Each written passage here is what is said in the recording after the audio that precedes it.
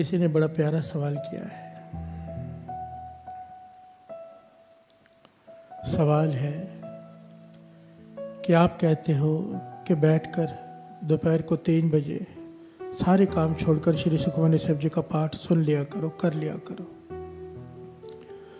पर इसने सवाल किया है, बड़ा प्यारा सवाल। हो सकता है कई लोगों के मन में ये शंका हो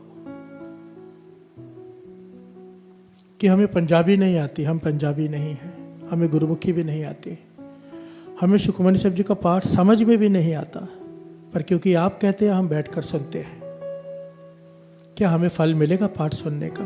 प्यार से बोलिए धन गुरु नानक, धन गुरु नानक। फिर से सुनिए सवाल कि हम पंजाबी नहीं हैं, हमें गुरुमुखी भी नहीं आती, हमें श्री सुखमनी साहब जी की बाणी सुनते हैं पर समझ में भी नहीं आती, पर क्योंकि आप कहते हैं हम बैठकर सारे परिवार समेत सुनते हैं, पर सबके मन में हमारे डाउट है कि हमें फल मिलेगा, क्योंकि समझ में तो आ नहीं रहा पर बैठकर सुन रहे हैं। प्यार से बोलिए धन गुरु नानक, धन गुरु नानक।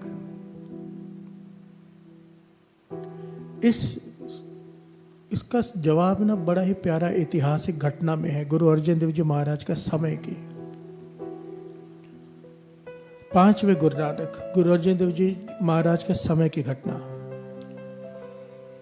जहांगीर बादशाह का एक बड़ा ही खास एहलकार हुआ है, वजीर खान।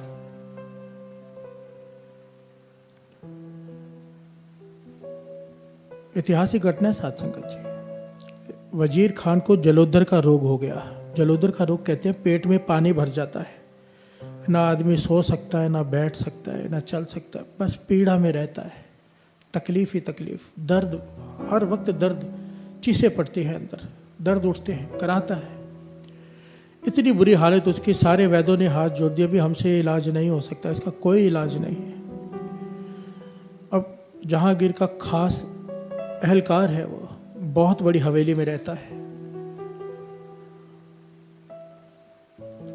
उसकी हवेली के बाहर से एक गुरु का सिख गुजरता है हर रोज, एक फिक्स टाइम पे कहीं जाता होगा। हवेली बड़ी थी,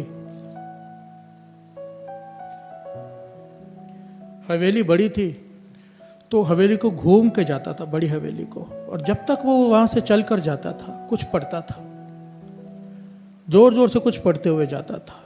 जहांगीर ने जब वजीर खान ने जब उसकी आवाज़ सुनी कि ये कोई गुरु का सिख कुछ पढ़ते हुए जाता है, जब भी वहाँ से गुजरता है, और जितनी देर वो वहाँ से गुजरता है कुछ पढ़ता है, कानों में आवाज़ पड़ती है, उतनी देर के लिए दर्द बहुत कम हो जाती है, ख़त्म ही हो जाती है लगभग। प्यार से बोलिए धन गुरु नानक, धन गुरु नानक। ध्यान से समझना। वो गुरु का सिख हवेली को क्रॉस करके गुजरता है रोज़। हवेली बड़ी है तो समय लग जाता है 2-4 मिनट का। जितनी देर गुरु का सिख वो वहाँ से गुजरता है कुछ पढ़ते हुए जोर से, वजीर खान को आराम आ जाता है, उसका दर्द खत्म हो जाता है। पूरा रात जो जागता है, पूरा दिन जो कराता है, जितनी देर वो सिख वहाँ से गुजरता है, उसने नोट की ये बात कि कुछ दिनों तक कि जब ये गुरु का सिख यहाँ से गुजरता है, जितनी देर तक उसकी आवाज़ आती है दर्द खत्म हो जाता है।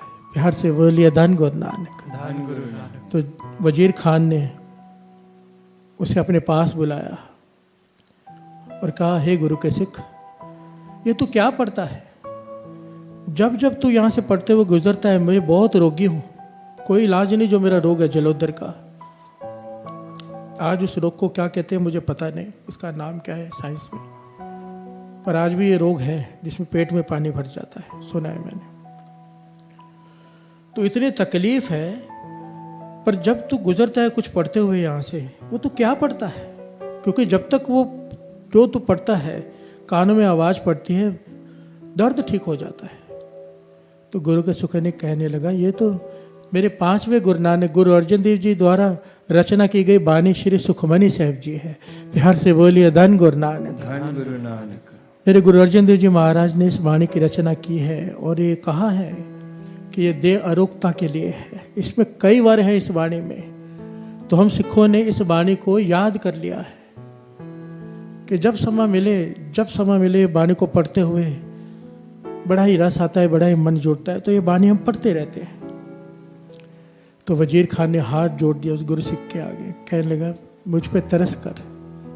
इतना बड़ा एहलकार एक सिख के आगे हाथ जोड़ रहा है, सिख गरीब है, ये वजीर खान है, एहलकार है, हाथ जोड़कर कह रहे हैं कि 40 दिनों तक मेरी बेनती है कि मुझे यहाँ पर बैठकर ये पूरे श्री सुखमनी साहब जी का पाठ सुना, ताकि मेरा रोग ठीक हो जाए।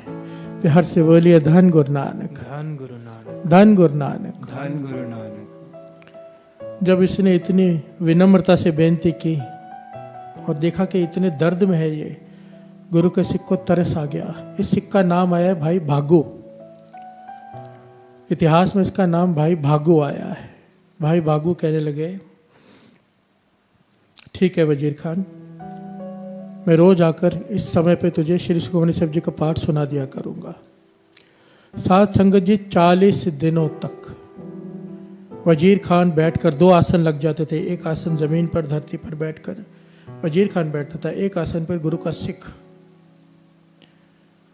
पाठ सुनता रहा 40 दिनों तक। उसका रोग लगभग पूरा ठीक हो गया, थोड़ी सी कसर रह गई। इतिहास में लिखा है कि थोड़ी सी कसर रह गई, इतना आराम आ गया।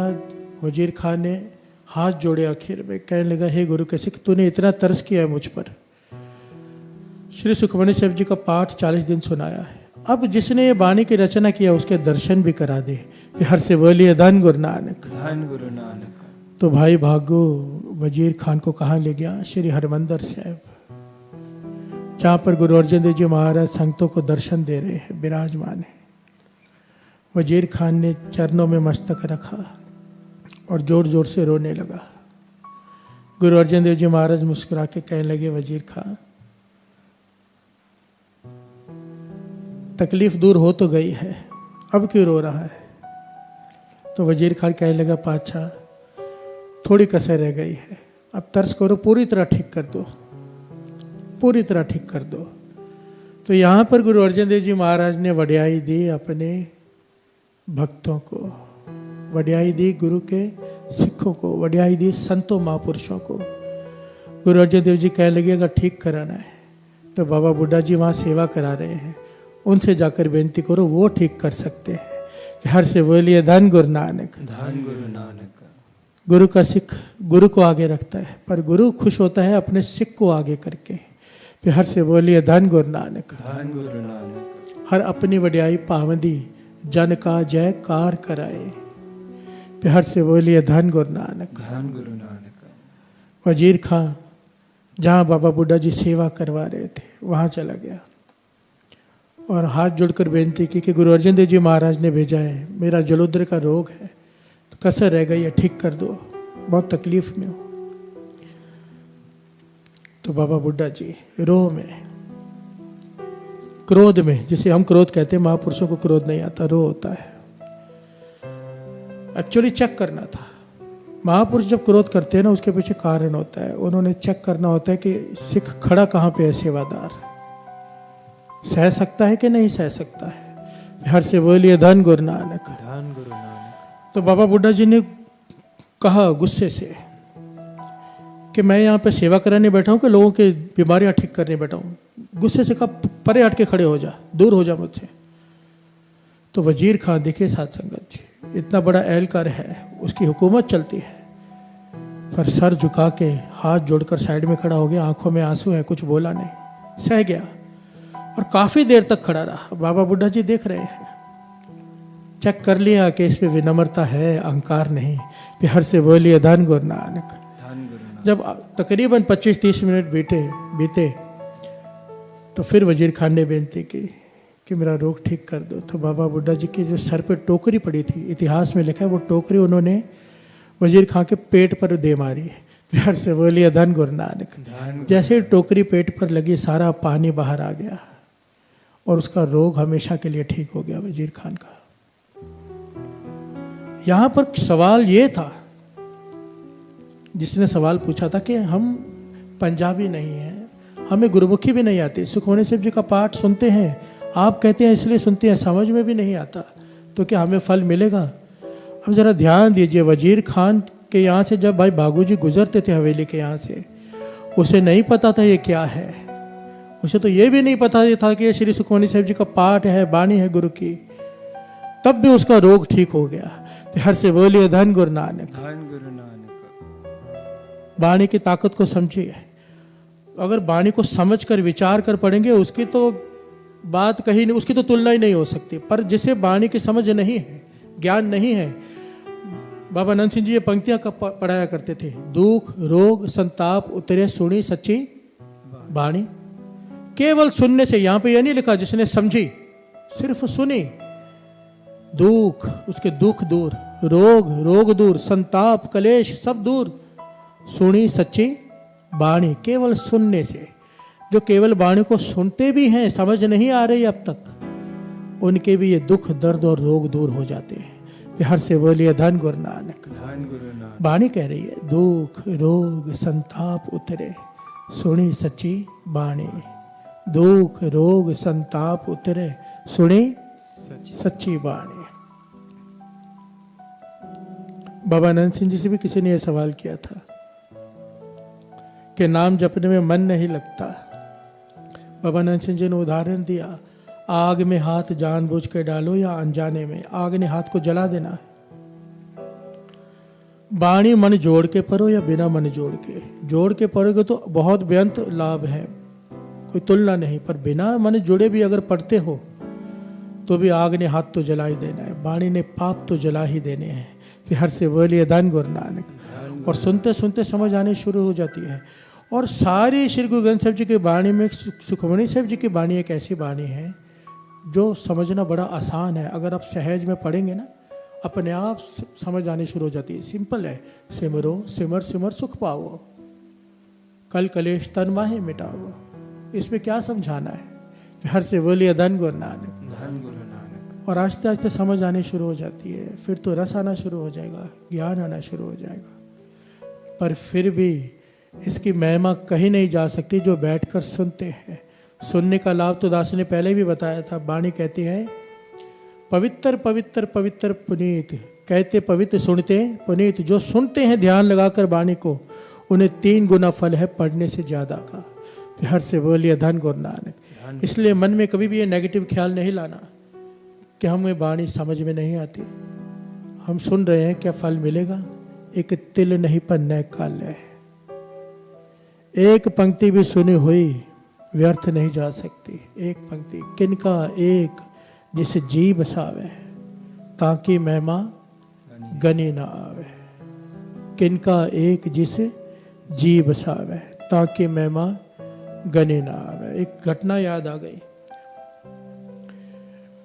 एक हिंदू धर्म के महापुरुषों के पास कोई महापुरुष गए थे, सिख धर्म के। तो उनके हाथ में यहाँ पर ना हमेशा एक तरफ श्री साहिब जी रहती है, एक तरफ गुटका साहब रहता है, उसे खजाना कहते हैं।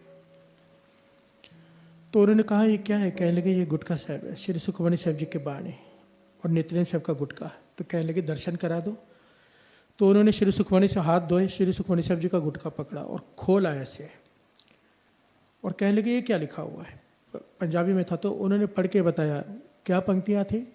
साथ ना चाले बिन भजन बिख्या सगली छार। उन्होंने कहा बंद कर दो इसे। जो हिंदू धर्म के महापुरुष थे वो कहने लगे बस बंद कर दो। कहने लगे आगे भी सुन लो। कहने लगे नहीं, इस एक पंक्ति में ही सारी ज्ञान का सार है। प्यार से बोलिए धन गुरु नानक। एक पंक्ति श्री सुखमणि साहब जी की सुनी, क्या? साथ न चाले बिन भजन बिख्या सगली छार। कि बिना सिवाय भजन के, नाम के तेरे साथ कुछ नहीं जाना, बाकी सब छोड़। प्यार से बोलिए धन गुरु नानक। एक पंक्ति को लेकर उन महापुरुषों ने ज्ञान ले लिया। सुखमणि साहब जी की एक पंक्ति को हम पूरा पूरा पाठ पढ़ लेते हैं। गुरु गोविंद सिंह जी महाराज के वचन भी लिखे हुए हैं कि चाहे ये नित्यनेम तो करना ही है पूरा पाठ, पर उसके अलावा एक शब्द रोज समझने का प्रयत्न करना है। गुरु गोविंद सिंह जी महाराज के 52 वचनों में से एक वचन है कि हर रोज केवल एक शब्द को समझने का पूरी कोशिश करनी है। एक एक शब्द करके कितना ज्ञान हो जाता है। प्यार से बोलिए धन गुरु नानक। धन गुरु नानक। किनका एक जिस जी बसावे, ताकि महिमा गनी ना आवे। दुख रोग संताप उतरे, सुनी सच्ची बाणी। गुरु नानक मेहर करे, गुरु नानक मेहर करे। ये वाणी जो पढ़ रहे हैं, जो सारी संगत मिलकर श्री सुखमणि साहब जी का पाठ कर रही है दोपहर को, उनके एक एक चरणों में मेरा सर, एक एक के चरणों में क्योंकि धन है वो संगत है जो सब मिलकर श्री सुखमनी साहब जी का पाठ कर रहे हैं। उन्हें नहीं पता कि कितना फल झोली में पड़ रहा है। मैं बयान नहीं कर सकता, करना चाहूँ ना तो भी नहीं कर सकता। गुरु मेहर करे, ये सेवा चलती रहे, गुरु हमसे लेता रहे और आप सारी संगत इसका लाभ उठाते रहो और आप ये सेवा आगे भी करते रहो, दूसरों को भी जोड़ो। उन्हें भी बोलो कि इस समय सब छोड़कर श्री सुखमनी साहब जी के वाणी मूल मंत्र के जाप में बैठ जाया करें। गुरु नानक मेहर करे। इतनी सेवा परवान करना। वाहे गुरु जी का खालसा, वाहे गुरु जी की फतेह।